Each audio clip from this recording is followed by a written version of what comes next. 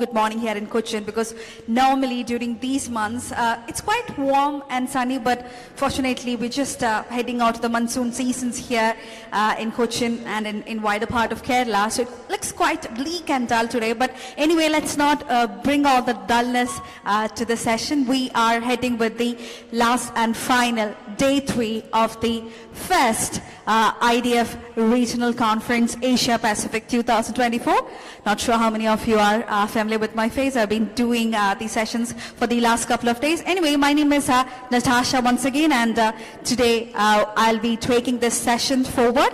Hope you had a wonderful time here in Cochin over the last 2 days. Have got an opportunity to taste the authentic Kerala Sadhya, and then forwarded by the snake boat rides here at the boat jetty area. And then not sure how many got a chance to step outside and see some of the tourist attractions, heritage centers here based out in Cochin.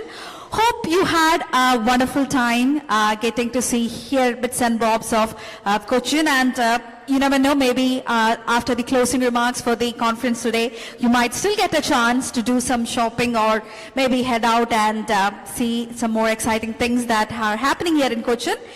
Right, without further ado, let me now start with the formal part of the day, and before that, may I request all the people who are at the back side to kindly step forward and be seated at the front rows, because it, as I always say, it doesn't look that great, you know, if you have a scattered audience here and there. So if you could just club together and bring everyone closer, it would be great for all the panelists sitting here, and also for any speaker to be addressing you.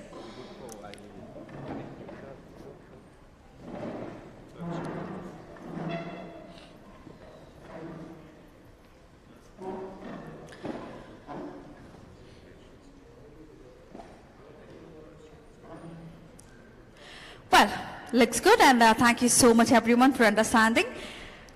Let me now introduce the session chair as well as the speakers along with the panelists for the day.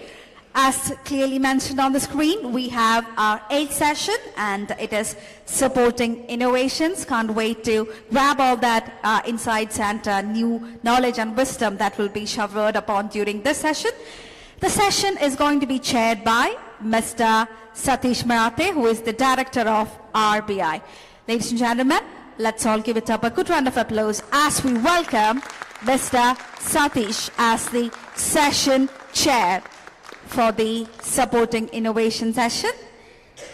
A quick introduction about Mr. Satish. He started his banking career in the Bank of India and rose to the chairman and CEO of the United Western Bank Limited.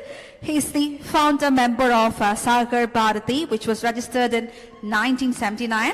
Also founded Center for Studies and Research and Cooperation, CSRC, a foundation, and he is the founder chairman of CSRC as well.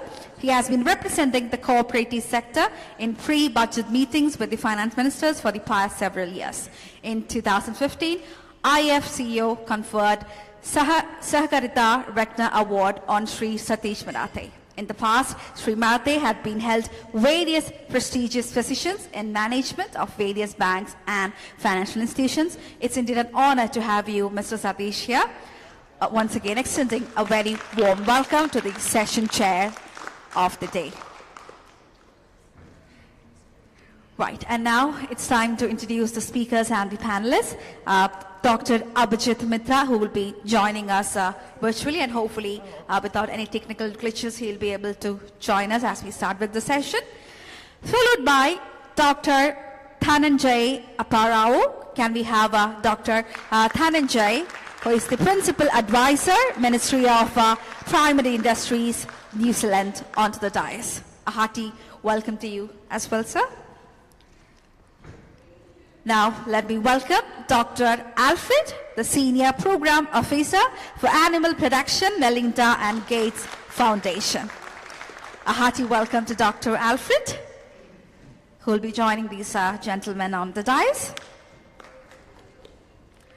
Now it's time to welcome Dr. Ashok Pandey, Senior Advisor, Scientific Research and Livestock Development, Bharat Agro Industries Foundation, BAIF, Pune. Dr. Ashok, can we have you on stage, please, to join these gentlemen as we start with the session? Welcome. Also, time to welcome our panelist, Mr. Baiju, Chief General Manager of NABARD Kerala. Mr. Baiju, if you're with us, if you could just kindly step forward. Well, let me now welcome Professor C. Shambhu Prasad, Professor of the Institute for Regional Management, Anand, IRMA. Professor C. Shambhu Prasad joining us for the panel discussions, everyone.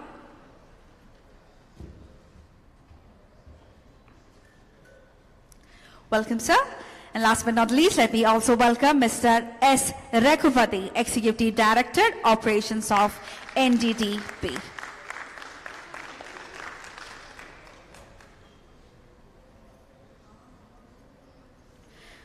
Well, extending a warm welcome to all the speakers and panelists once again, and as mentioned in the introduction, Dr. Abhijit Mitra, who will be joining us online, is already online, and we are just waiting for the session to begin. Let me now hand over the mic and the dais to Mr. Satish, who will be performing the role of session chair today for supporting innovations.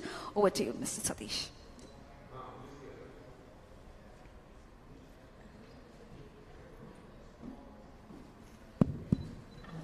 Good morning. Can you hear me?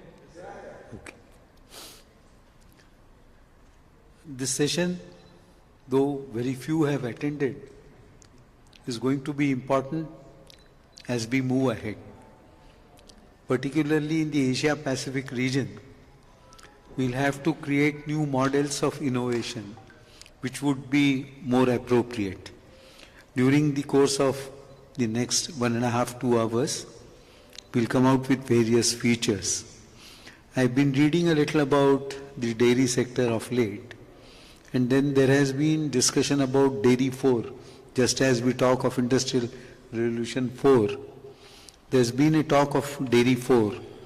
And the Dairy 4 basically relates to innovation, introduction of new services, new techniques for sustaining milk supply and improving the number of milk-related products which are value-added, which will result in higher income levels to the dairy farmers.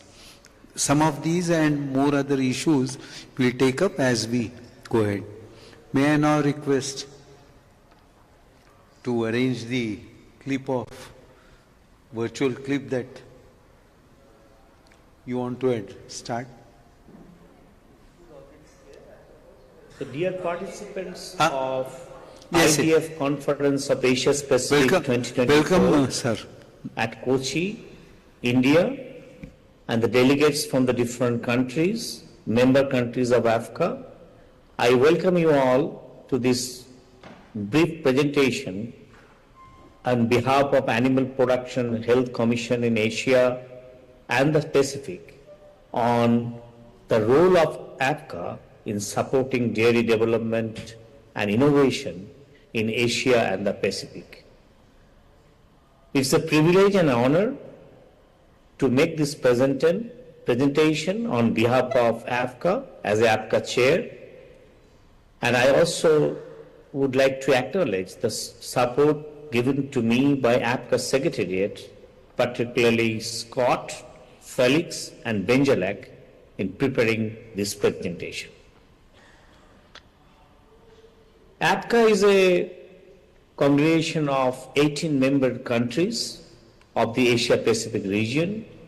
Particularly, we work with the mission to enhance the nutrition and living standard for livestock keepers and the communities through equitable, sustainable, and safe livestock development. We also promote the information exchange, providing guidance and coordinate action among member countries and stakeholders. If you look into our area of work, it comes into the three primary domains like technical and policy guidance, capacity development, networking and visibility. As to detail with, we have conducted the regional workshop on enhancing national climate actions to reduce the methane emission in livestock system in Asia and Pacific in the context of global methane pledge. We work with the FAO Virtual Learning Center, wherein we have a huge number of online training courses, and we have developed some policy documents, particularly to mention livestock transportation and slaughter practices, climate smart livestock production, and also we support networking and visibility. As I said, we supporting the establishment and expansion of Dairy Asia multi-stakeholder partnership for sustainable dairy sector.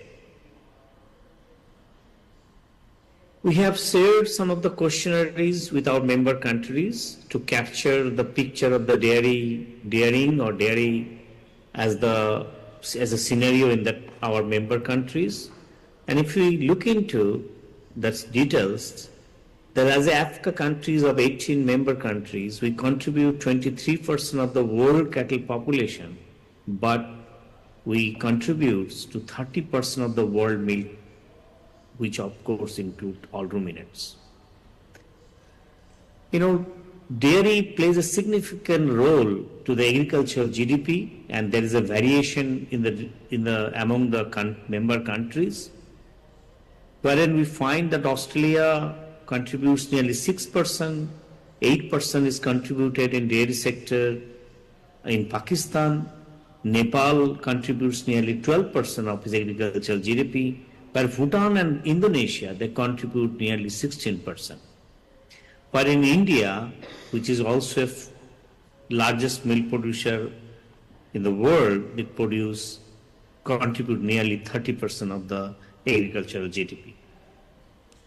Interestingly, we also observe there is a variation in the milk consumption in kilogram per capita per year.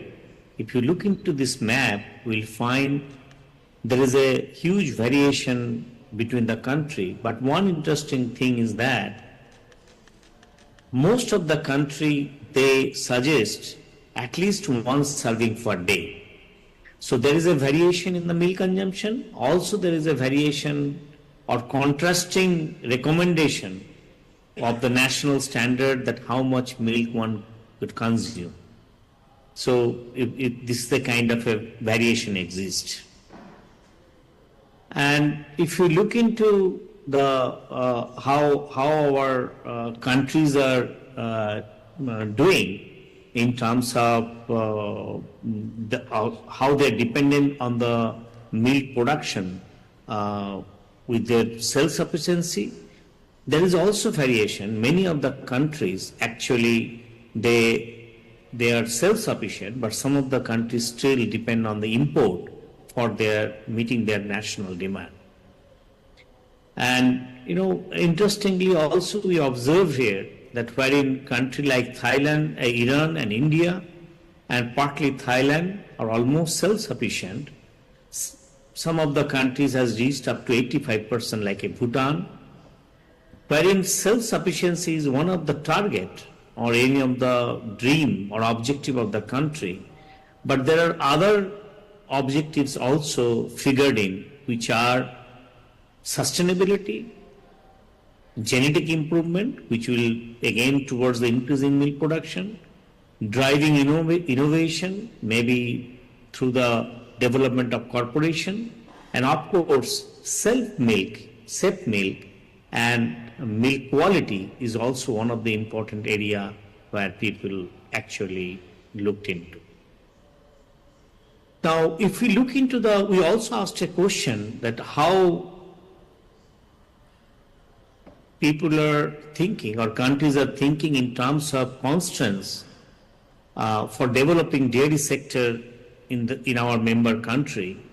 And if you look into this small cartoon of word cloud, we see that the first thing which came into everybody agreed that limited access to the finance and investment, followed by lack of modern technology and equipment, And of course, inadequate infrastructure and lack of access to the good production breeds and genetics, insufficient support and knowledge for veterinary services, these are the certain constants came in. To mention few are challenges related to the feed availability and quality, unsustainable production or impacts of production on climate and natural resources, lack of market access are also some of the important constants which our member country told us. We also asked a question of what are the important innovation is our member country actually taken up towards the dairy development.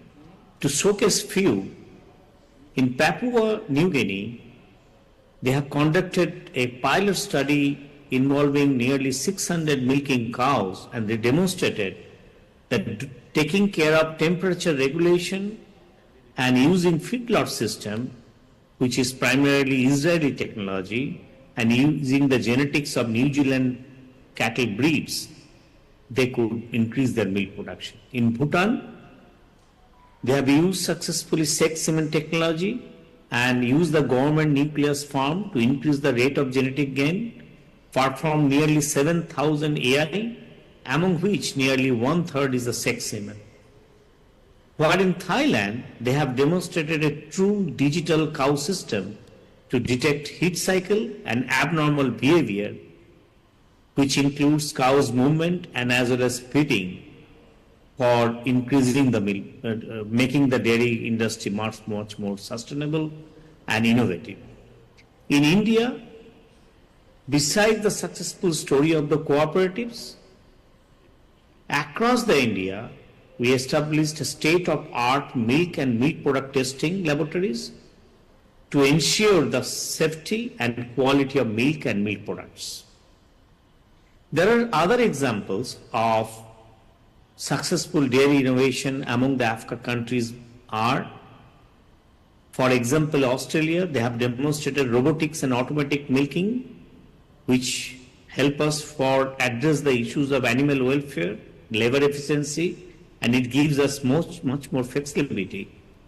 Bangladesh, on the other hand, they worked on more on farmer field school, which involved more than 5,500 dairy producers group.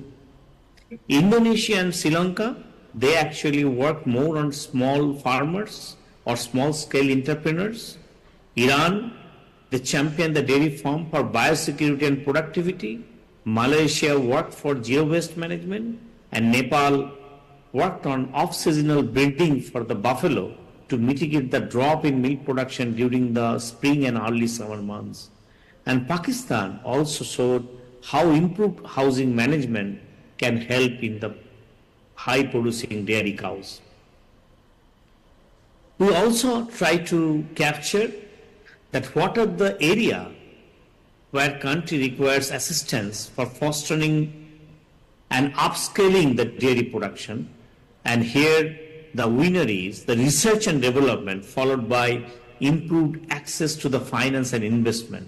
And interestingly, it reflects the constant which we discussed just 2 to 3 slides before. It actually just reflection of that constant. Training provided to veterinarians and veterinary services, improved collection and processing of infrastructure and market access, improved access to the good production breed and genetics, training and extension services to the animal health workers. These are the few areas where our member country thought there should be some kind of assistance.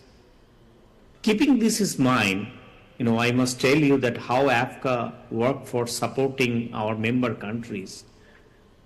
First of all, we have got as I told, there is a open access and self-paced online courses are available, particularly African swine fever, One Health, climate change adaptation in livestock sector, avian influenza, for active surveillance, which we are fighting most of the south country, community of practices. And herein, our online virtual modules are very helpful, particularly to address transboundary animal diseases, animal production, and One Health aspects. Keeping this in mind, we have already decided to have a FAO APCA regional workshop on supporting the sustainable livestock sector transformation through innovation and investment between 11 to 15 November 2024 in Thailand. And the first day wherein there will be specific discussion or dedicated discussion on livestock sector development, particularly finance planning and transformation. And next 2 days, we will be discussing on different innovation and technologies to support livestock sector transformation with sessions covering innovation in feed, animal nutrition, and alternatives to antimicrobial so that we can reduce the stress on AMR, develop climate smart livestock innovation, innovation to enhance the gender and youth participation so that we have inclusivity and we have a gender balance, innovation to address the transboundary diseases and biosecurity so that as a country, as a member country or neighboring country, we work together to reduce the menace of the TAD, data and digitization innovation, and livestock innovation for food safety, food security, and nutrition. And of course, we'll also look into private and public sector participation, kind of a matchmaking for the country needs, so that there is investment from the private sector, and private sector brings in some innovation and solution for sustainable livestock sector transformation. To finally, I will request all the countries which are not yet taken the membership of APCA, please come and join APCA. The benefit of joining APCA is, we have a platform by which allow us to formal and informal networking amongst the neighboring countries to address some of the common issues like transboundary issues, foster knowledge sharing and regional collaboration, targeted capacity development, be it a workshop, training, guidelines to support technical priorities, linking with FAO programs and network at regional and global level, promoting research and development and innovation, and support to investment planning and accessing investment towards sustainable livestock sector transformation. With that, I again welcome all the countries who are not yet a member of APCA. Please come and join. And I thank all the member countries who are supporting us to this cause of transforming the livestock sector. Thank you very much. Jai Hind. Namaskar.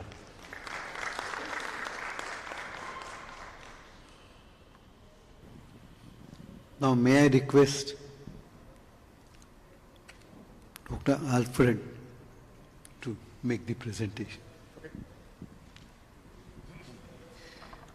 Dr. Alfred, Senior Program Officer for Animal Production, Melinda M. Gates Foundation. Dr. Alfred works at the Bill and Melinda Gates Foundation as Senior Program Officer for Animal Production. Alfred obtained his MSc and PhD degrees in Animal Sciences from Wageningen University. He leads the foundation's efforts in R&D for animal production aimed at increasing livestock and fish productivity in sub-Saharan Africa and South Asia. Welcome, Dr. Alfred. Thank you very much. Thanks very much for the opportunity to speak here at this very well organized conference. I see that we have here less people than in the other hall. So I was discussing with the people around me when I was sitting there, that's probably they have many more problems in the health than what we have here in genetics and feed. So, but I hope you will have a good session here. And also I found out that on the app you can click through to the other sessions with YouTube. Everything is YouTubed. So that's also very nice that you, in fact, if you want, you can get all the information here on the conference. So it's an excellent organized conference. I've never seen it so well done before at conferences. So yeah, I work for the Bill and Melinda Gates Foundation, and I want to just show you what type of innovations in dairy that we are involved in. And I also will give some examples in the end, and then I end up with some key messages. I have to be strict in time, so there will be some of the things where I go quite fast. But again, on YouTube, you can look longer at the slides, and there's a lot of information on the slides. So, but sometimes people ask me, why is the Bill and Melinda Gates Foundation also investing in agriculture development? And that's a fair question, because I think a lot of people know the Gates Foundation from the work in human health. So the Gates Foundation's goal is to reduce the health burden to people, so to improve their health, but also to reduce poverty. And if you look at economic development of developing countries, it has been proven that economic transformation depends very much on agriculture, and that is because so many people usually are involved in agriculture. So you see here the numbers. Also, we have seen before at the conference how many people are involved in dairy. We also saw that just by Dr. Mitra, 30% in India, 30% of the agriculture GDP in India is dairy. So dairy is extremely important, and that's why as Gates Foundation we focus on a limited number of commodities. So it's dairy, poultry, and we also have some projects in aquaculture. So let's look further into the dairy sector. So if we look at the cattle and buffalo sector, then we see a lot of opportunity for growth. It has been touched on already here. There is, especially in Asia and Africa, there will be a lot of extra demand in the next decades for milk and meat. And that's because in Africa and Asia, first of all, the population is growing very fast. And also in those countries, and we saw already on the screen that in some countries in Asia, the amount of animal protein is far too low. And also we see that in African countries, that the amount of protein, animal source protein, is very low. So we expect that to grow. We hope that that will catch up. So there are two factors that create that extra demand in Asia and in Africa. So that's also the areas that we work in, so very logical that we have dairy programs in those two geographies. So important then is that you increase the production of dairy and also of meat. And as we know, you can do that in two ways. You can either increase the number of animals, and that has been done in the last couple of decades. If you look at countries like Ethiopia, there the population of animals has grown every year further. But another way is to increase the productivity. And I think there is very much agreement that we need to do that. We need to meet the extra demand through the increased productivity of the animals.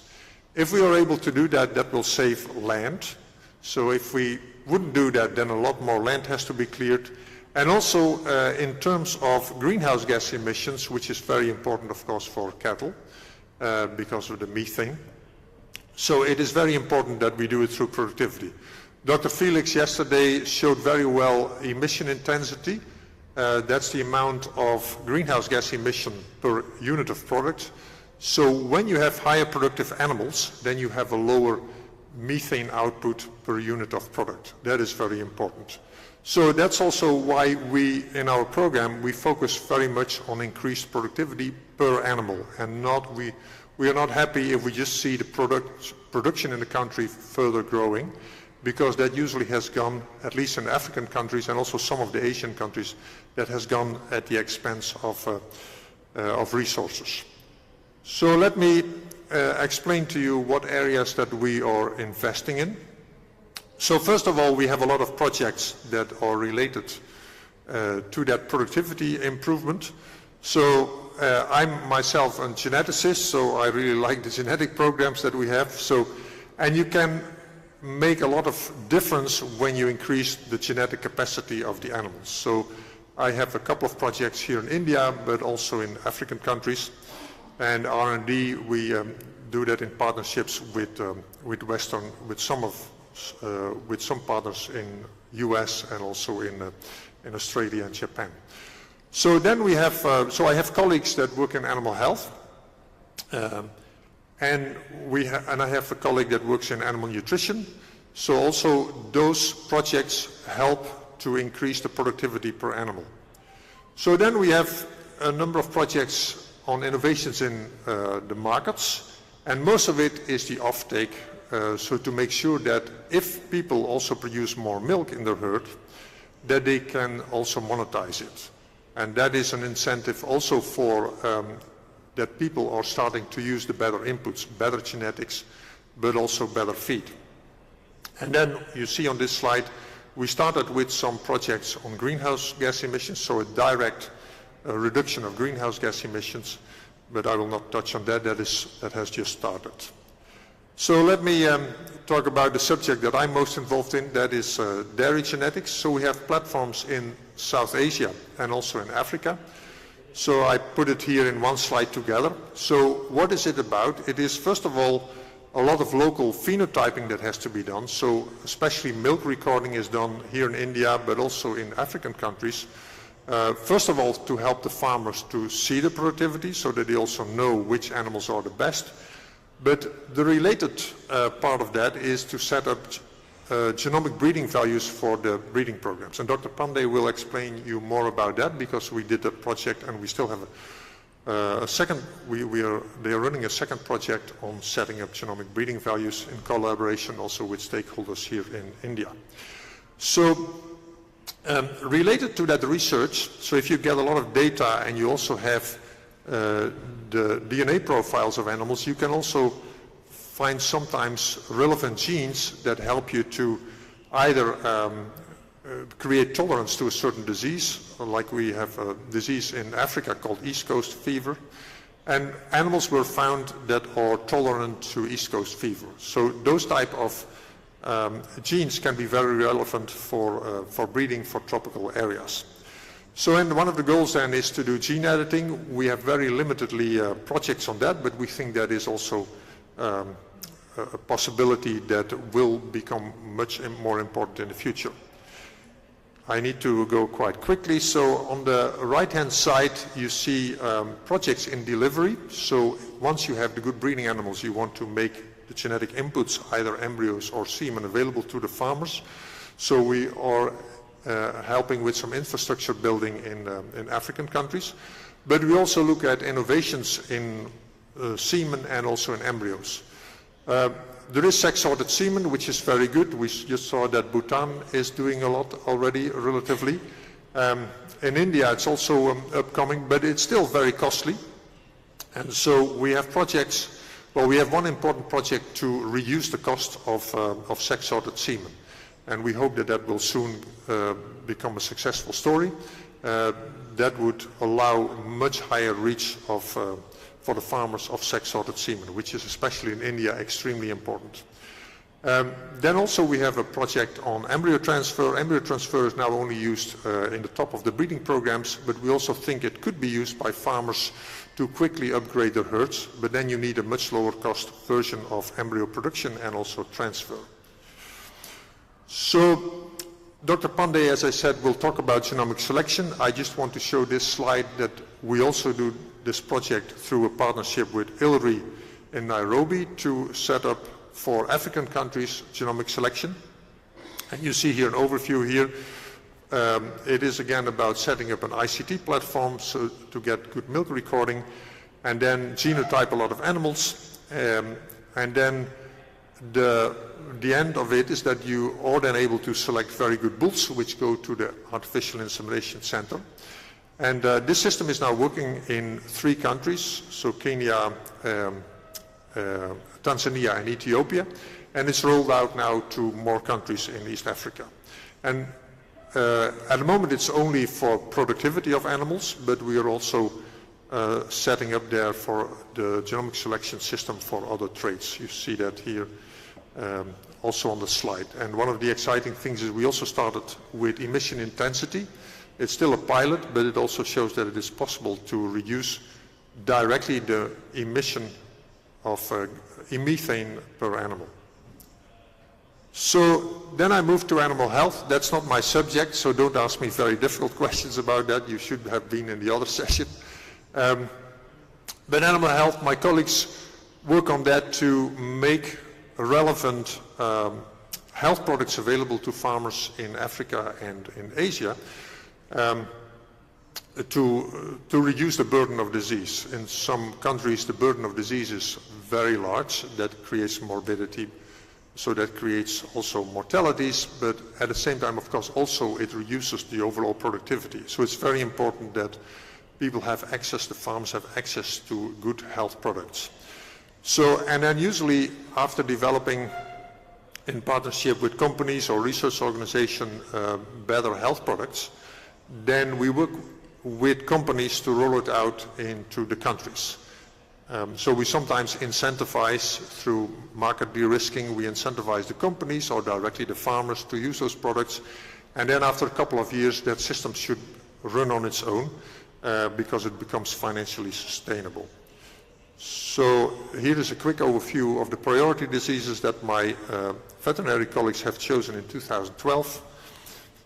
I will quickly go a little bit further. I'll skip this one because I want to give enough attention to a project that we finished recently as a grant. The project is still running, but we had a grant in East Uttar Pradesh run by Stellabs, and one of the employees of Stellabs is here in the room, Ravi Shriror. He's sitting there, raises his hand. So you can ask him much more information, but that project started in 2020 and it was recently finished. The project is providing offtake to the farmers, but combining it with inputs and services for the farmers. And those inputs is not just farm inputs, it's also financial services, so like credits and insurance, etc., and direct payments for the milk. And the project has gone over target, it has been very successful. It reached a lot of more farmers than we had originally was proposed. And I think it was because it is that holistic approach. It is combining offtake with the inputs, so that for farmers it's also beneficial to use those extra inputs because they know that they can sell the extra production as well. So I have 3 more slides. So recently an evaluation was done by a consulting company called Mathematica, and it's a very rigorous evaluation. I just selected the most important information from that slide, which is what is the impact on the farmers in terms of extra milk and also what they can monetize.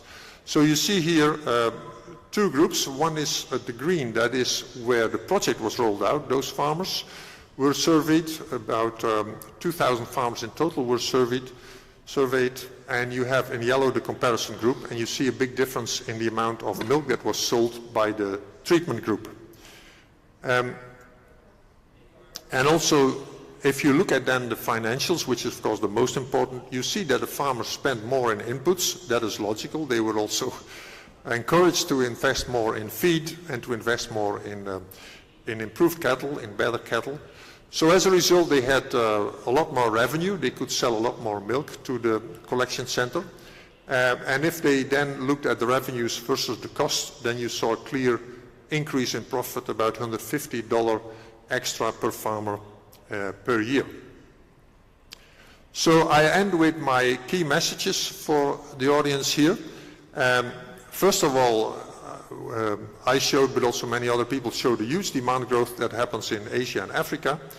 I want to stress again that you need to meet that extra demand with higher productivity per animal. And for that reason, a lot of technologies and value chain innovations have to be done.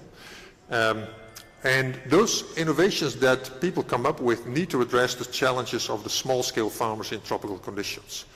So that's why we are also happy that we work in Africa and South Asia, because a lot of the challenges are the same.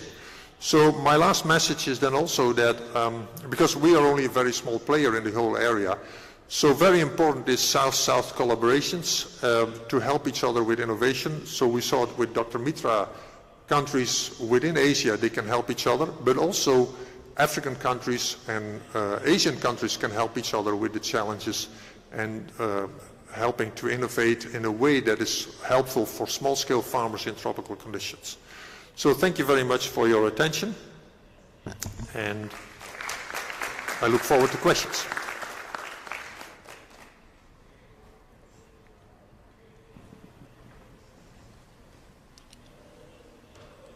Thank you, Dr. Alfred. I now request Dr. Dhananjay to make a presentation. Dr. Dhananjay is the Principal Advisor at the Ministry for Primary Industries in New Zealand. He has over 15 years of experience in the dairy industry, spanning roles that have covered research and academics, economic data analysis, strategic consulting, and policy development. Thank you for that introduction. Good morning, Honorable Chair, esteemed speakers on the dais, and ladies and gentlemen. So my talk here today is centered largely around how agri-tech can be potentially better supported so that it becomes a tool that farmers across the world, not just in the Asia-Pacific region, can use it to solve for some of the challenges that they are up against, both currently and potentially in the future, underlying future. And given that my position is based in New Zealand, I'm going to share a couple of key insights and case studies where I can kind of point out to how supporting the larger ecosystem within which agri-tech kind of develops and thrives is one of the ways we can potentially take agri-tech, which is essentially technology that is applied in the agriculture space, more specifically here in dairy, to newer heights. And so with that, maybe I'll just start quickly by covering off a little bit of the contextual elements of New Zealand. I think a couple of speakers earlier have already covered this in their talks, so I'll just rush through this fairly quickly, highlighting some of the similarities that exist between New Zealand and India when it comes to the dairy industry. In both nations, dairy is very, very significant when it comes to the economy. In New Zealand, it accounts for about 3% of GDP, and that is largely the more direct contribution to GDP. You add the indirect contribution, you add the induced contribution. Depending on the methodology you use, you'll land up on a much higher number when it comes to contribution to GDP. It is a large export earner for the country, accounting for about 32% of all trade, merchandise trade or exports that leave New Zealand, and also for a sizable number of employment, And in terms of just the product profile, as you can see, New Zealand's quite heavily focused on exporting milk powders, largely whole milk powder. And when I cover off the next slide, you may get a little bit more understanding on why that is the case. So in this, I'd like to kind of largely highlight that, dairy production in New Zealand is a little different from maybe more other advanced or dairy developed parts of the world, especially in the US and Europe, which are TMR-based systems, whereas in New Zealand, it is pretty much a pasture-based system. Which means the milk production is quite heavily reliant on seasonal and weather conditions, which is illustrated in kind of the graph on the left, quite seasonal, so it peaks in the months of October and November, so we don't get a flat line. And one of the reasons for that is what works best for the farmers. And what works best for the farmers is what the dairy companies need to work with as well. And that is primarily because of another very unique similarity between New Zealand and India, which is that the cooperative business model absolutely dominates. So the farmers decide, and farmers say this is what we want to do because this is what works, and then the cooperatives make sure that happens. And it's not just in the dairy industry where cooperatives dominate in New Zealand. Even in the agricultural input services, it's dominated by cooperatives. The largest suppliers of fertilizer in New Zealand are cooperatives. The largest insurance provider in New Zealand to the dairy sector and the larger agricultural ecosystem is a cooperative. So again, a very strong alignment or similarity between the cooperative ecosystem that exists in New Zealand and in India as well.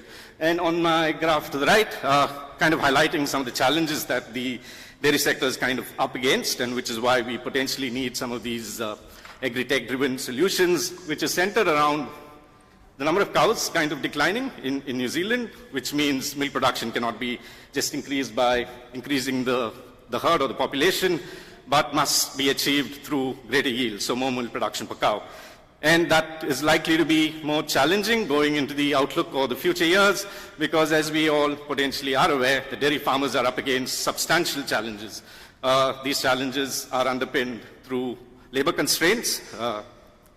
They're up against a lot of weather uncertainty, much more adverse events, weather events when it comes to floods and droughts going forward, uncertainty when it comes to the output prices they receive, and complexities and uncertainties in the input cost side as well. I think farmers up across the world right now, really facing that a challenge. Input costs have surged, and more so in New Zealand, so they've got to manage that as well. So when it comes to all these challenges that farmers are kind of up against, the one tool they can potentially use to kind of mitigate and help them navigate is agri-tech. So going forward, agri-tech, which is very dairy-centric especially, is likely to be hugely important for farmers to use. So with that, maybe I'll jump into the more core bits of this talk, which is how the entire ecosystem of agri-tech can be better supported, with some insights and cases from New Zealand. And I guess the main element here is centered around the larger foundational elements of technology that needs to be addressed. So for example, internet connectivity is one of the foundational infrastructures that one potentially needs on farm for them to apply any technology. So if you're a tech company with an Internet of Things based solution, if that farm has no internet connectivity, you're going to potentially struggle to even deploy that. So that is where the supporting ecosystem comes into play. The larger problems that sit in the public space, they need to support and solve for that.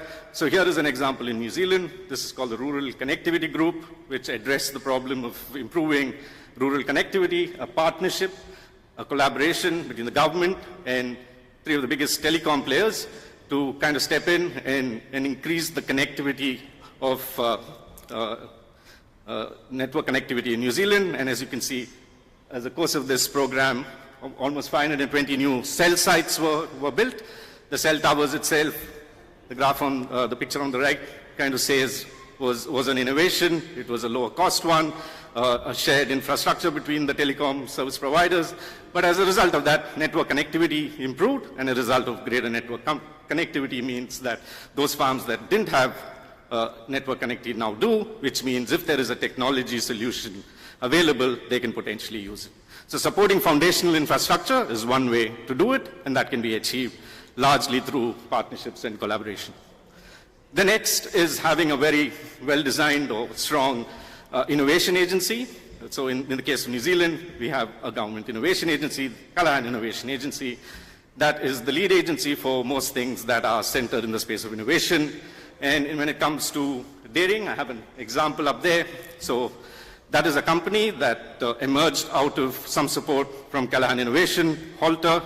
It solves for a problem around electrical fencing. This company develops collars on cows and allows farmers to use that to build virtual fences as opposed to having hard physical fences on farms. And as the statement there from the CEO of the company elaborates, Callaghan Innovation played a big role in getting them off the ground through grants and other supports. So again, having an innovation agency is pretty critical to ensure that technologies come through the pipeline. Next, again, this is from our experience working with the agri-tech startups. One of the big challenges they face is navigating some of the complexities that exist in the startup ecosystem. So where do we go for capital? Where do we go for knowledge? Where do we go for networks? Where do we go for understanding the policy situations? So having some sort of a single window hand-holding services is proved to be useful. This is one that we have in New Zealand. It's called the Agri-Tech Activator, and that again provides agri-tech startups an opportunity to kind of navigate the various complexities that exist and make their life much easier. So supporting some hand-holding services when it comes to agri-tech startups is pretty critical when it comes to supporting innovation in general. The next one, I think a couple of speakers have already addressed how important access to capital is, and this is access to capital for the agri-tech or dairy-tech centric firms. So irrespective of where you are in the kind of funding pipeline, whether you need seed capital, pre-seed capital, whether you're through the various Series A to whatever Series E round of funding, or even if you're trying to raise equity in the markets or debt capital, access to capital has proven to be quite challenging for agri-tech firms. So having a designated fund that supports the agri-tech firms is one way to do it. And here is an example of one such fund that was established in New Zealand. It's called the Finisterre Authoria Fund. Finisterre itself is a very large leading venture capital firm based in the US. So they, in collaboration with the government ecosystem in New Zealand, set up this fund to make sure that agri-tech firms that are developing technologies to solve some of the future problems that the farmers are up against receive the funding they need. And I think it's also important to highlight, beyond just the capital, the fund also kind of brings in much needed networks and knowledge opportunities that some of these startups need. Again, the next one is about having a very sound scientific infrastructure resource base. Most innovation emerges out of good science. So strong support to any kind of scientific ecosystem is potentially one of the most critical elements by which you can support agri-tech innovation in a more robust manner. So here is an example called, this project called Resilient Dairy. This is a partnership between the government and two of the leading institutions in the dairy space in New Zealand. One is LIC, which is Livestock Improvement Corporation, sits in the genetic space, and Dairy NZ, which operates in the dairy space, to kind of solve for some of the larger health and national herd related challenges. So they develop new tests in animal health, improve the breeding values, develop better cows. So again, a collaboration and a partnership between government and those bodies that are well and truly embedded in terms of understanding the needs and challenges of the farmer is one way to go. I guess the point here being not doing it as government alone or not doing it as the industry alone, but some sort of a collaboration and partnership is essentially a very, very good model to take innovation support forward. Again, the next, embedded in science, but in a more futuristic manner. Some of the innovations that we might be talking today might not be relevant for today. So we also got to have a pretty much futuristic outlook when we're thinking innovation. And again, embedded in science. So we have a strategic science investment fund, and that kind of helps make that happen. Here is an example for research that is happening in an organization called AgResearch in New Zealand, which is looking at the future cow as some sort of a massive data machine. So a lot of sensors in the cow, capturing a lot of information and using that information to make extremely data-driven decisions. So very conceptual. It's pretty much pie in the sky thinking as of now, but that has to happen now if we need technologies to solve for challenges that need to be addressed 10 years from now. So taking a longer horizon and looking at solving problems that do not exist today but are likely to come up tomorrow and work towards that in a pretty scientific manner. I guess can't leave a conversation without talking about the climate change angle and emissions, which is also becoming quite topical in New Zealand. So Agri-Tech New Zealand, through another partnership called AgriZero, which is between government and industry, is looking to develop innovations that are targeted to solve specific problems. So here, the key thing is, innovations have to be very problem-centric. Here the problem is reducing emissions, and again, collaboration and partnership is the key. So between government and in industry, looking at ways we can reduce emissions, and centered in mainly 3 domains. So how can we use feed and methane inhibitors and vaccines and the likes to reduce emissions in dairy cow. Again, partnership and collaboration is the way this is being achieved. And the next one is having a member-centric industry-led approach is pretty critical.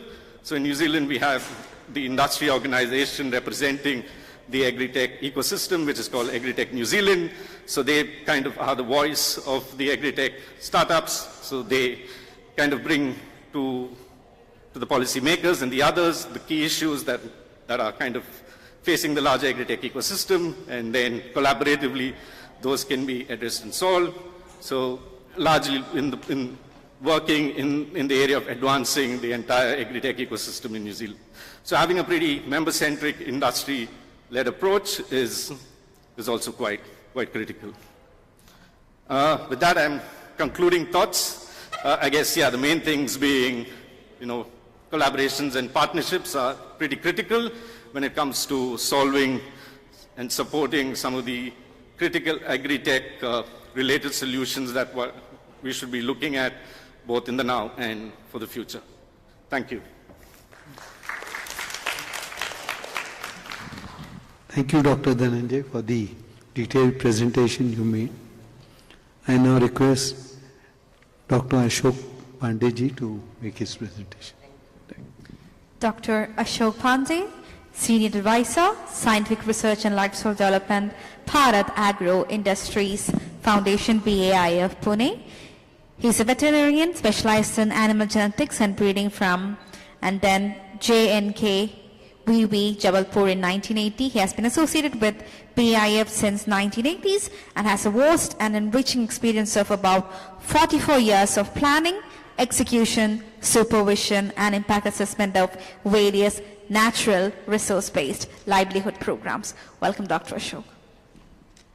Thank you for this brief introduction, and good morning to everybody over here.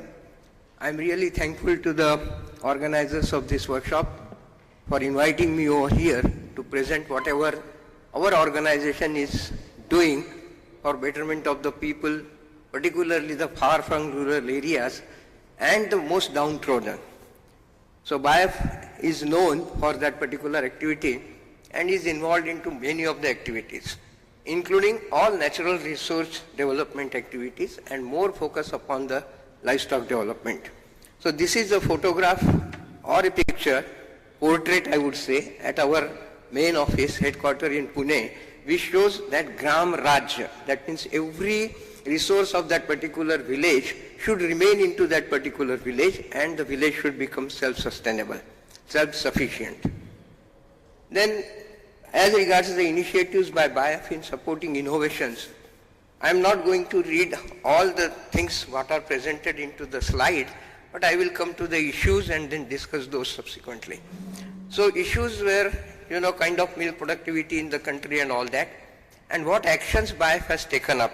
So that is very, very essential to describe to you people that, our founder was always insisting that unless and until we put on newer technology into grassroots level, at the grassroots level or the last mile people, we are not going to make a big dent. So that is, he used to say that the research without implementation under the field condition is academic, and the development without research is outdated or irrelevant or obsolete. So that is why we are always insisting upon scouting and finding out newer technologies, piloting them, demystifying them, and then putting under implementation at the grassroots level.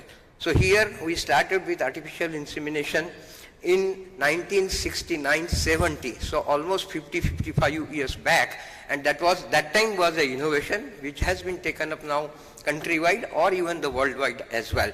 So BAIF was one of the most important, I would say, that it is the premier organization to popularize the artificial insemination program using frozen semen and at the doorstep of the farmer. So that is what it is, and the impact is the milk production productivity has improved and the environmental sustainability has also improved about the natural resources. Then these are some of the things which we have done right from beginning: standardization and methodology for production of frozen semen, development of field level application of frozen semen, piloting and promotion of sex-sorted semen, application of MOET, OPU, IVF technology, early pregnancy diagnosis, and goat semen freezing. So I will just briefly tell about what activities have been conducted by BAIF.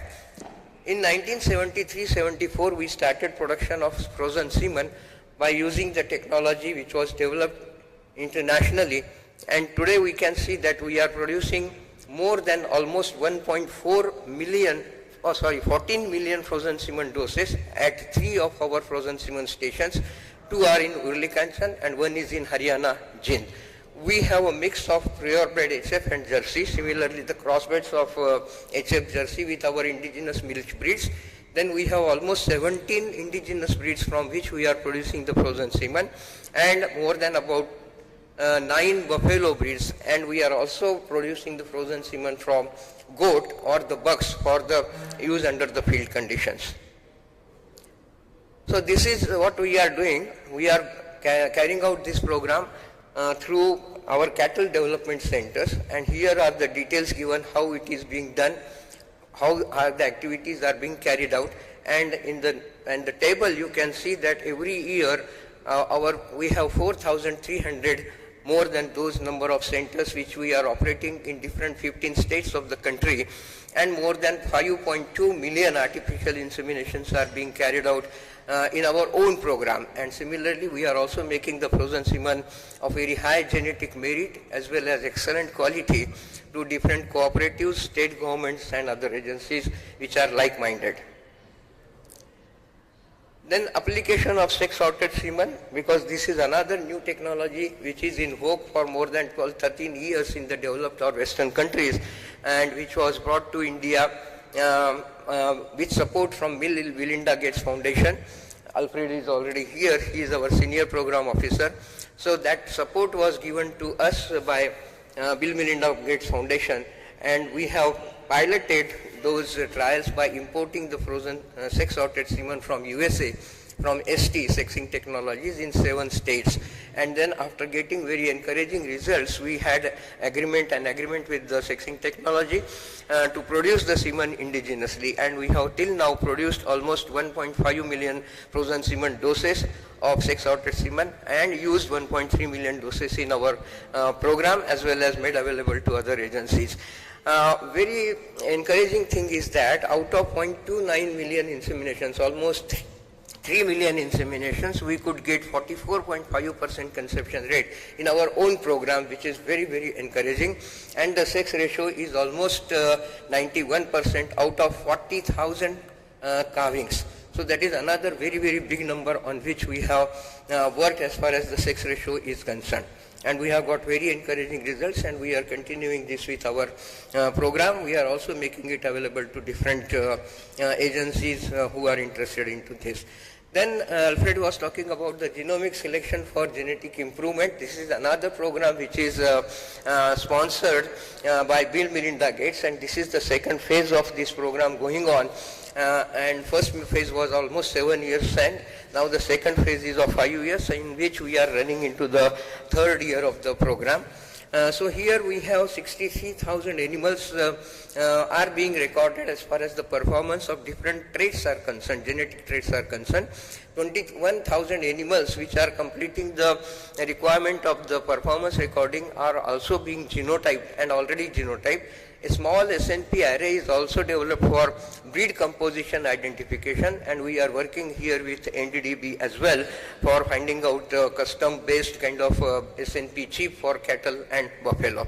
Now what are the advantages? As many of you know, that we can identify the geographical area, we can identify the agroclimatic conditions, and then find out what is the breeding policy should be implemented into that geography. So that is the genomic will definitely help you because of the having very big reference population, and then we can decide the breeding strategy into particular geographical area, agroclimatic condition wise. Then we can also decide about the culling or selection of the breeding stock for the future semen production, whether it is sex-sorted semen or conventional semen. So right at the birth, we can, once we have a very big reference population, right at the birth of the male or the female, we can genotype that and then find out what it is, whether that particular male or female is to be retained for future breeding or not after estimation of the estimated genomic breeding value. And this will also help in farmers particularly for improving the genetics of their herd, and also help us in getting good quality animals under the field conditions which can be used for in vitro fertilization, OA pickup, and those the recent technologies which are being invoked for improving the genetics. Then again, another very important activity is application of multiple ovulation embryo transfer, ova pickup, and in vitro fertilization technology. So there also BIF is involved into, and then we are also producing very good donors, as well as we are also producing the in vitro fertilized embryos, and those are being transferred either in fresh condition or in frozen condition to get excellent quality, high genetic merit animals as far as the future breeding stock is concerned. And then they can be also genotyped, and then genomic estimated breeding value can be assessed and then used for either used or discarded for the future semen collection or breeding purpose. So these are the figures which are giving that we are getting quite encouraging results for this also. But as I was discussing with one of our NDDB colleague, Dr. Gorani, that we have to see that how we can improve the conception rate of frozen embryos or the fresh embryos. Of course, frozen embryos will be much more beneficial than the fresh embryos under the field conditions. Then we are also involved into animal nutrition programs for improving the productivity of the animals, which is basic thing, and also involved into the reducing the methane emission, because it has become a very, very serious problem all over the world, and we are also trying to find out the ways and means how we can reduce the enteric methane emission. So there are some technologies as far as animal nutrition is concerned, and we are working on those. One of the product which is developed by NINP Bangalore, that is Harit Dhara, that is being used to reduce the enteric methane production, and they have conducted trials and which have indicated that almost 17 to 20% of the methane emission can be reduced by feeding this Harit Dhara product. So that we are using. We are also involved into latest, there are some agencies, international agencies are working, and one of the important one is Global Methane Hub, application of genetics into reducing the emission of enteric methane. So we are also discussing with them.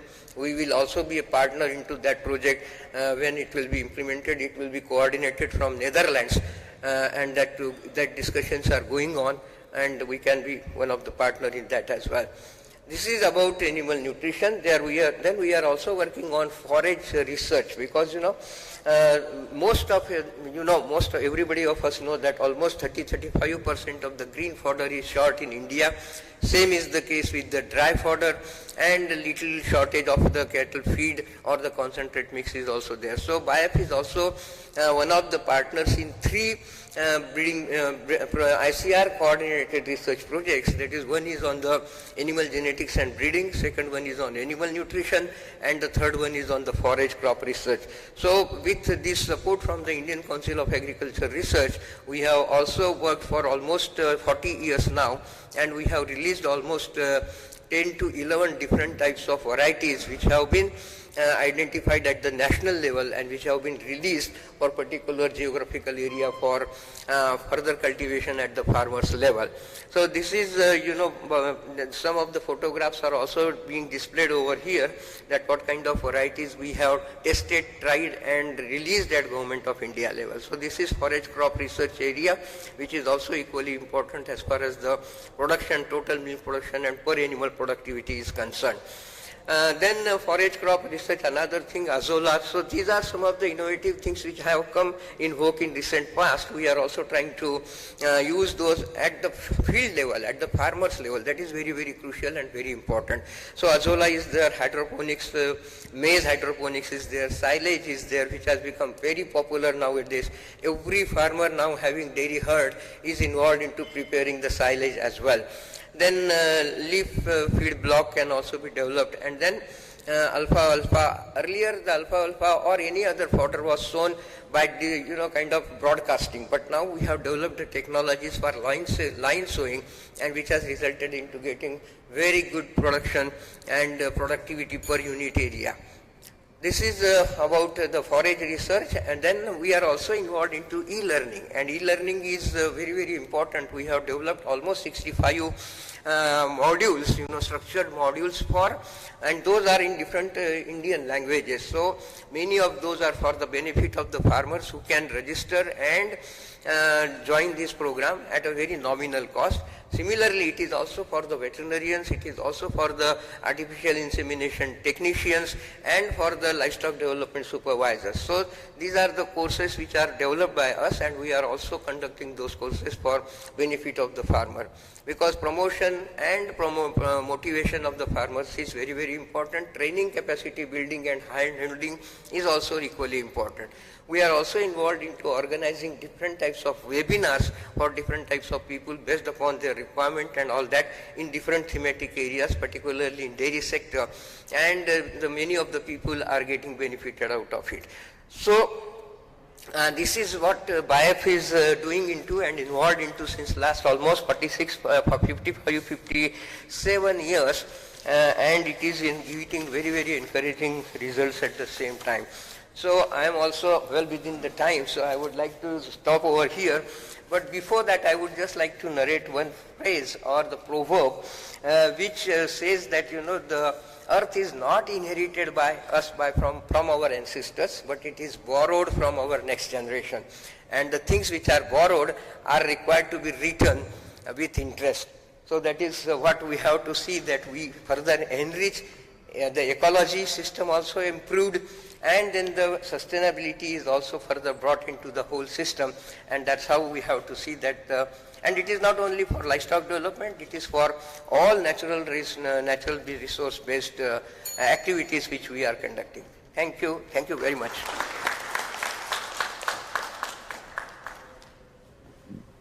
Thank you, Dr. Pandeyji. Thank you very much.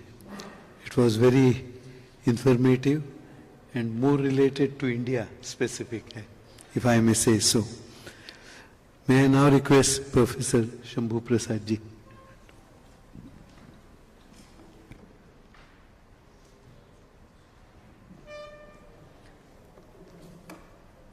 Ladies and gentlemen, this is Professor C. Shambhu Prasad, Professor at Institute of Rural Management, Anand. He has widely worked in areas of managing public systems, innovation management, social entrepreneurship, social innovation, producer collectives, rural livelihoods, networks, and entrepreneurial ecosystem. Over to you, Professor. Thank you so much. Thank you, Rate ji, and all the distinguished members of in the panel. I feel like an odd man out. I'm not a dairy technologist. I'm not going to speak about dairy. I come from a management school. I consider myself a bit more of a social scientist. What I'd like to do is to start off with the particular theme of the conference, which is on farmer-centered innovation. And what I'd like to share is the need for perspectives from an understanding on rural innovation and innovation systems in particular. I come from an institution that was founded by Dr. Verghese Kurian, whom all of you know very well. And I'd like to quote a particular, I'd like to start with a particular quotation of his, which refers to the manner in which we build innovations and what is the role of farmers in it. In my talk, I'd like to not spend too much time on technical innovations, which I guess many of the speakers today and before have already touched upon. But I'd like to talk slightly at a conceptual level, but also maybe suggest a few examples on processes that can make innovations that are much more farmer-centered. So let me start with a quotation. It's a bit dated, but I think it's still relevant. It was a speech that Dr. Kurian gave in 1989.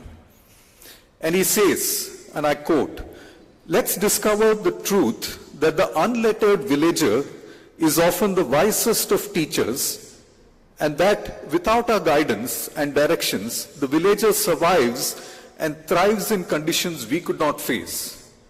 Why then should we not place our faith in him and let him be responsible for his own destiny?" I've been an employee of a farmer's organization for 40 years. And then he goes on and he says, It's a reflection of our lack of faith in our farmers' ability to manage their own affairs that the bureaucracy has so deeply penetrated and controlled people's organizations. And I think the key message that Dr. Kurian seemed to suggest is, can we keep the farmers at the center and build the institutions around it? And I think what we have seen in the dairy sector, it's a source of great inspiration for us that we do have these producer organizations that have been developed where these institutions and professionals have contributed significantly to enhance farmers' income. But I would suggest, in some sense, today, if Kurian were to be reborn, he would be very happy to see the growth of, the contribution we just heard, 30% of, GDP from, or agricultural GDP coming from dairy sector, and the dairy farmers doing much, much better than the other kinds of farmers and so on. So Kurian's focus was on farmers, and I think the critical element is that the non-dairy farmers are not doing as well. So how can we try and think of getting the non-dairy farmers also on the path of the dairy pattern, so to speak? One option is to say, let us mimic the institutions that were there, like the Amul model of, dairy collectives and so on.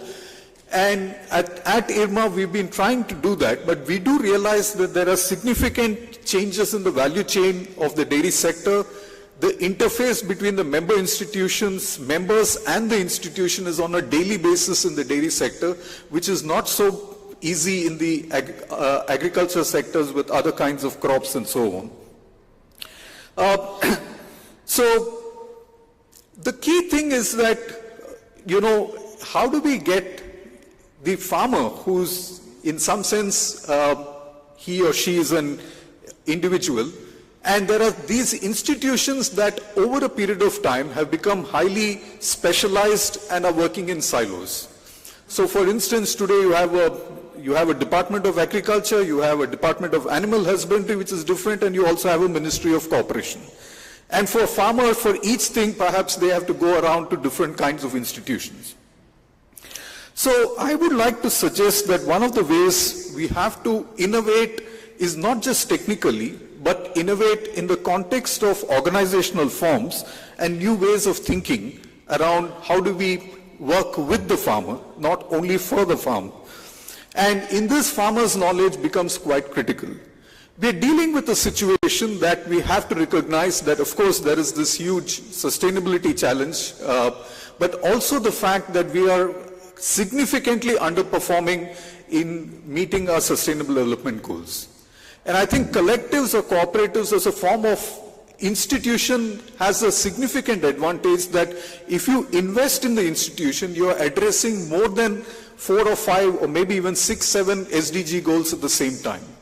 So sometimes policies that can invest more in these institutions, but these institutions take time to develop, and sometimes we are under-investing in the institutional aspect, and we are now comfortable with breaking it into atomized farmers who are separated from the community and then trying to ensure direct benefit transfer, etc.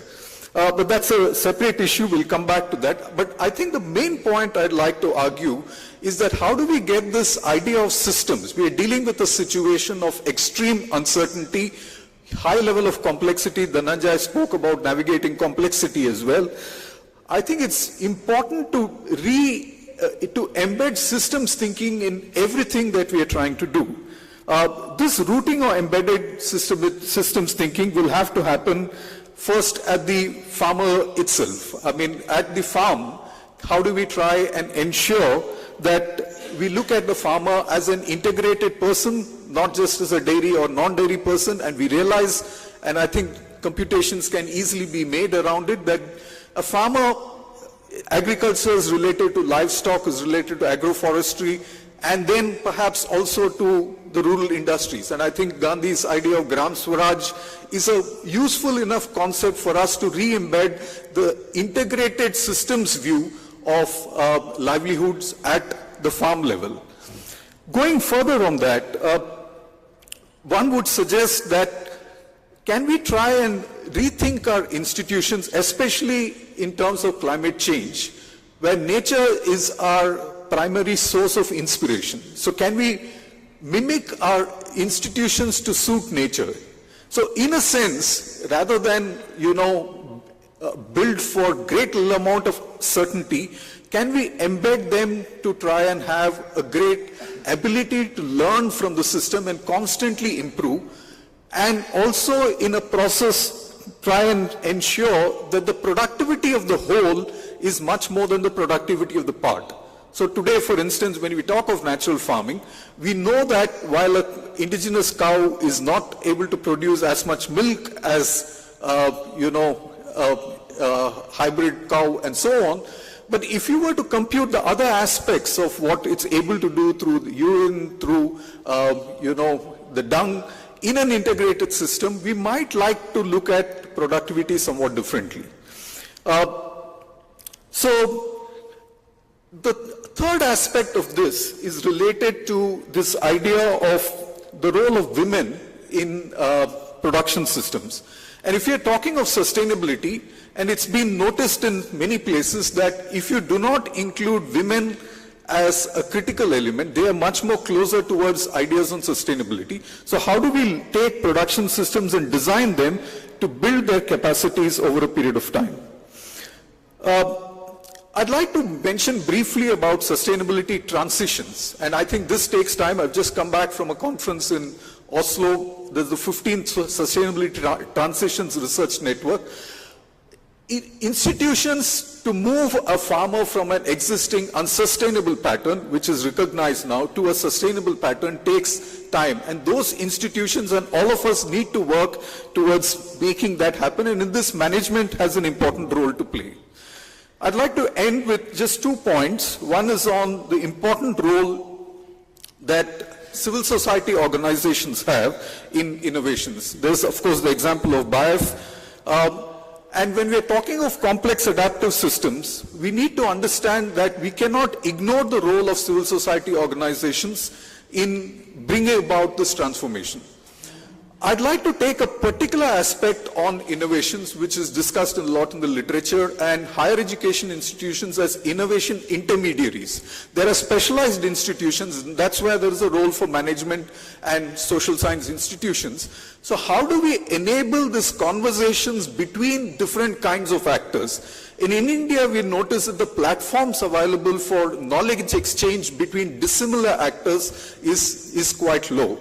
And the concept of a learning alliance rather than a multi-stakeholder platform is important, because what we emphasize in a learning alliance is that every actor has to learn. A technical actor knows a lot of things, but not some other aspects. How do we try and incorporate that?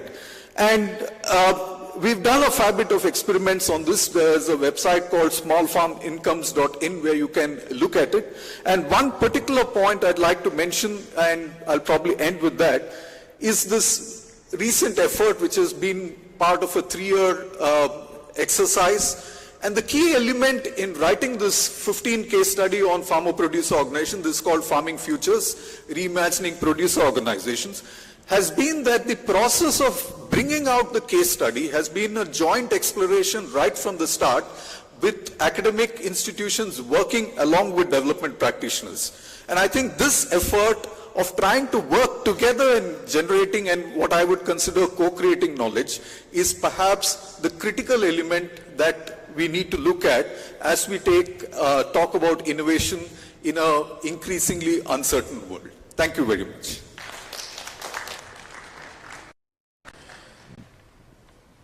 Thank you, Professor Saab. It was a very different perspective than what the previous speaker spoke. Thank you very much.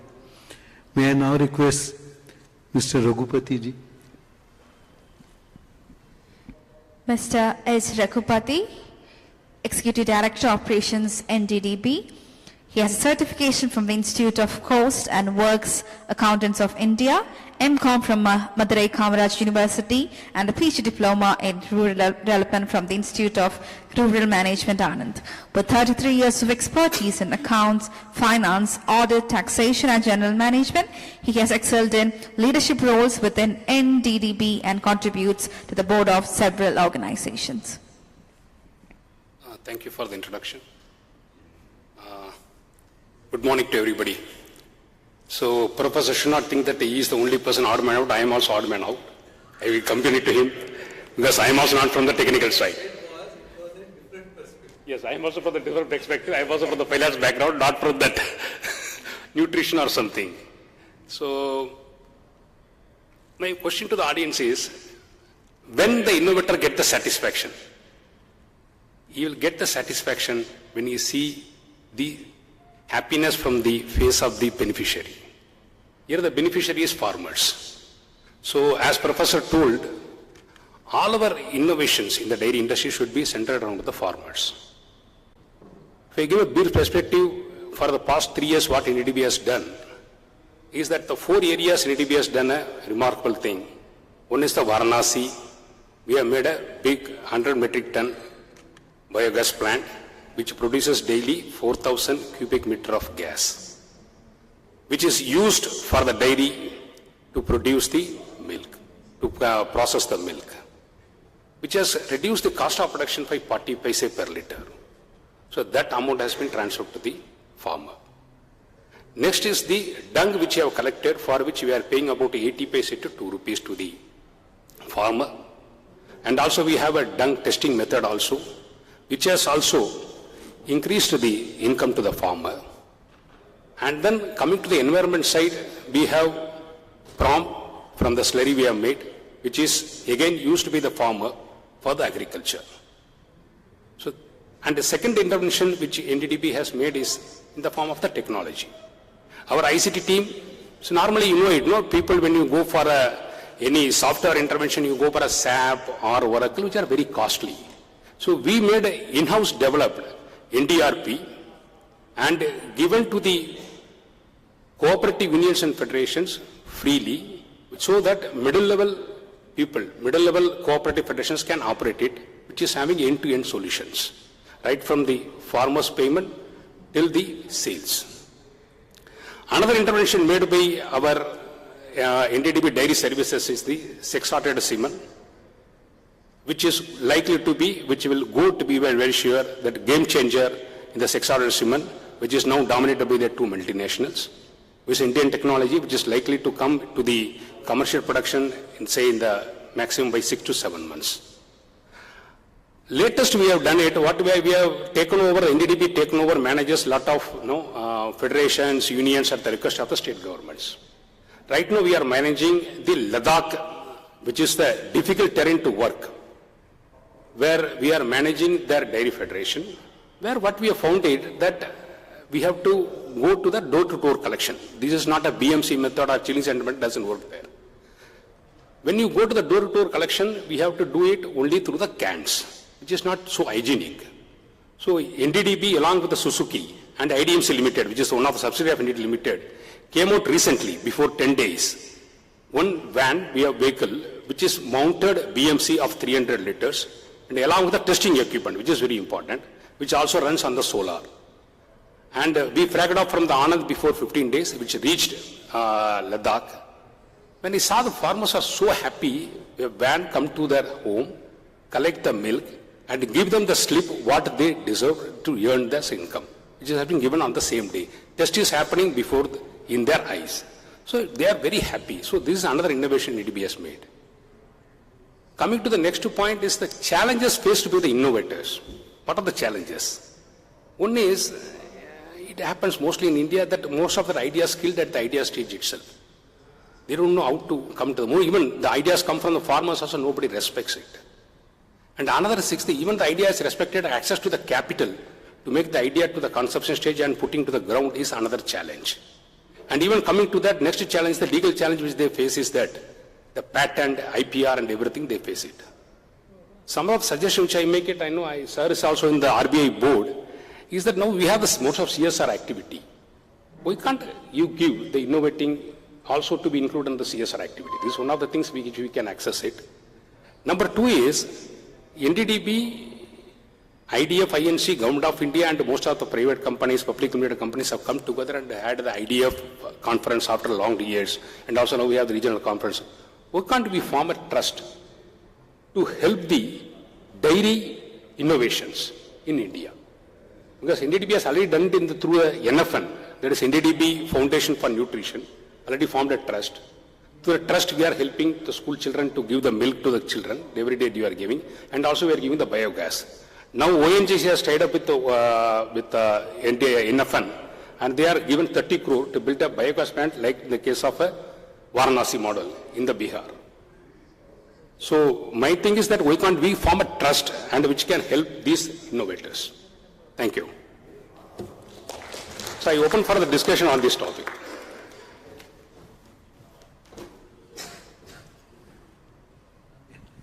Is Mr. Baiju coming by any chance? He's not coming. Okay.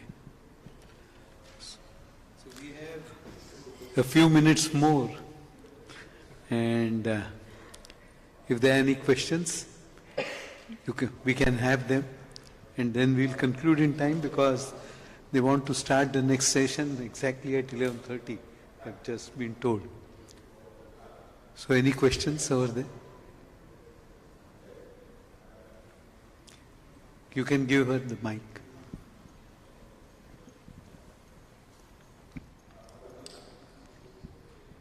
Thank you so much. We've heard a lot of talk about cooperatives and also private companies. I'm interested in the observations particularly of DJ, my former colleague, and Professor from IRMA around the different drivers and what drives innovation in cooperatives and what drives innovation in private companies, and whether you see those drivers being the same, different, complementary, and how we can future-proof both. Thank you.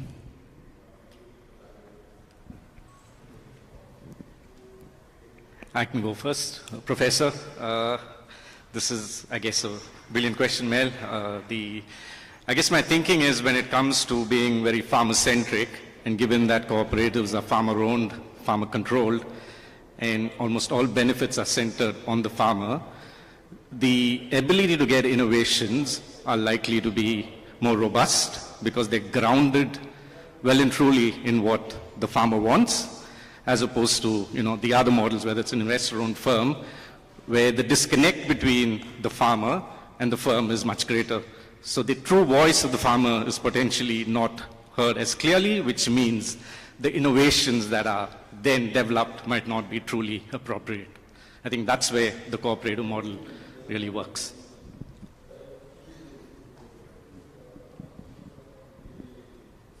Yeah, so I think one of the things that we would like to suggest in the current context is that collective enterprises, producer organizations, which we've been dealing a lot with farmer producer organizations.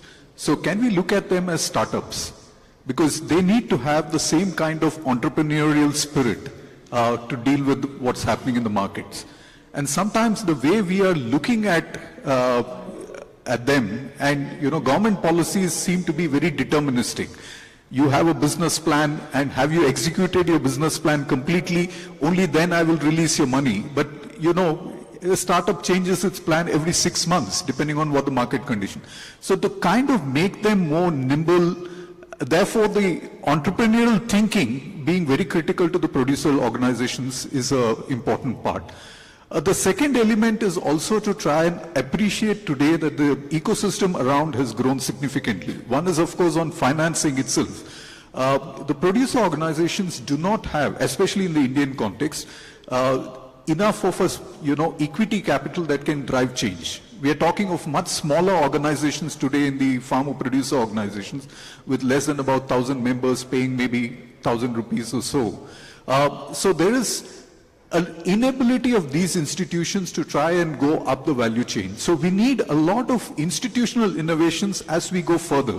And one of the considerations again is rethinking the model. So you cannot replicate the Amul model in today's institutions because you don't have that kind of capital, you don't have that kind of support, you don't have that member base, etc.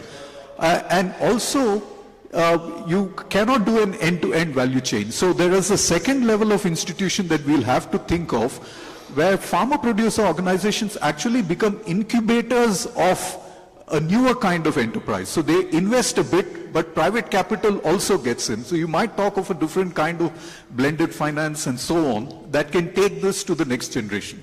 So there's a lot of rethinking of the new generation cooperatives that might also be required. Any more, or we conclude? I think there are no questions, so we can conclude. I'll just make 3 observations before we end for the day.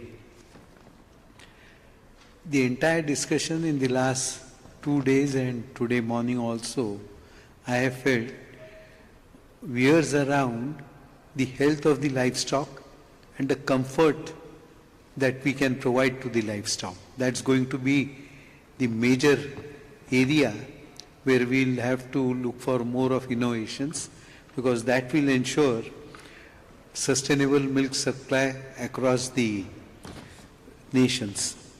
Second point which I would like to mention is a lot of funding would be needed for innovations to be implemented on the ground. And it is here for the banks and financial institutions to come forward and prepare tailor-made products for financing the farmers.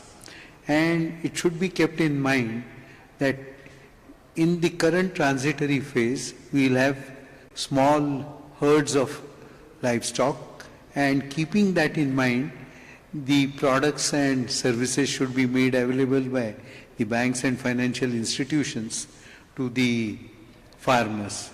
And the third point which I would like to, more interactive exchanges with farmers is very much necessary for them to understand, appreciate and implement the innovations that are coming forward. Thank you. Thank you, Mr. Satish. Before we mark a close to the session, I would like to ask the dignitaries as well as the chair to hand over the felicitations as a token of love and gratitude. Mr. Satish, may I kindly ask you to do the honors to all the speakers and the panelists for the day. Right. I hope that the session has been an eye-opening and a thought-provoking session, filling you with a lot of new ideas and new thoughts to take forward. May I request Dr. Alfred to kindly stand up and accept this token of love and gratitude from us for coming from really far and sharing all your stories, all new things that we could adopt in this country. Looking forward to seeing you more often in the upcoming conferences. Thank you so much. I hope that this leaves you a beautiful memory to take back home. Right. Now may I request Dr. Dhananjay to kindly stand up and accept the Ponada and a lovely gift from us, which I'm sure some of you might be familiar by now. It's an Aranmula Kannadi or a wall Kannadi. Right. Now, may I request Dr. Ashok Pandey.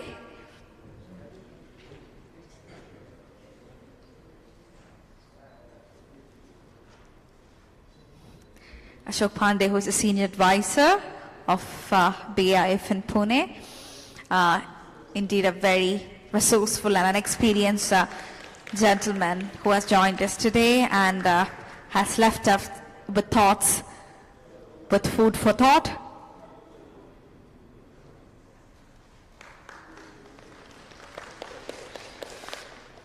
Right, now may I request Professor C. Shambhu Prasad, Professor at Institute for Rural Management, Anand, for sharing his wisdom as well.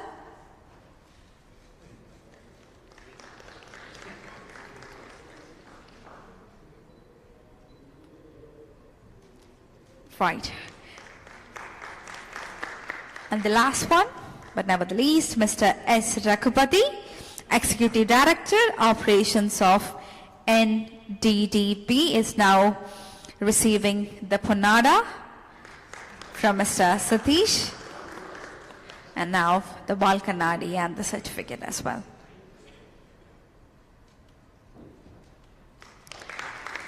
Well, thank you so much, especially though attended virtually, we would also like to thank Dr. Abhijit Mitra. Now may I request Mr. S. Raghupati to kindly honor our session chair of the day, Mr. Satish, Director of RBI, who has done a brilliant job of being the session chair and moderating the panel discussion.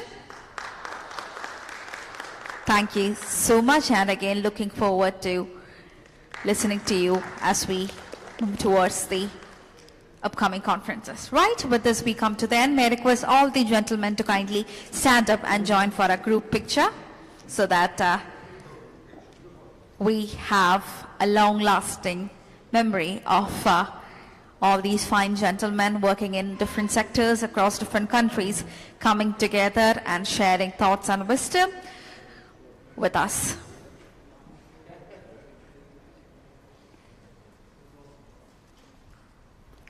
Well, ladies and gentlemen, this is the end of all the sessions for day 3 at the Hall 2. We will now slowly move towards the final culmination of all the 3-day conference of the first regional IDF meet here at Cochin. At 11:30 or 11:30 a.m., we will have the closing remarks attended by dignitaries and people from across various sectors. May I request everyone to kindly now join the rest of your team for the health break and be back at 11:30 a.m. for the closing remarks. Thank you so much, everyone. It was lovely hosting this session for you. This is MC Natasha signing off from IDF. Thank you so much. Have a lovely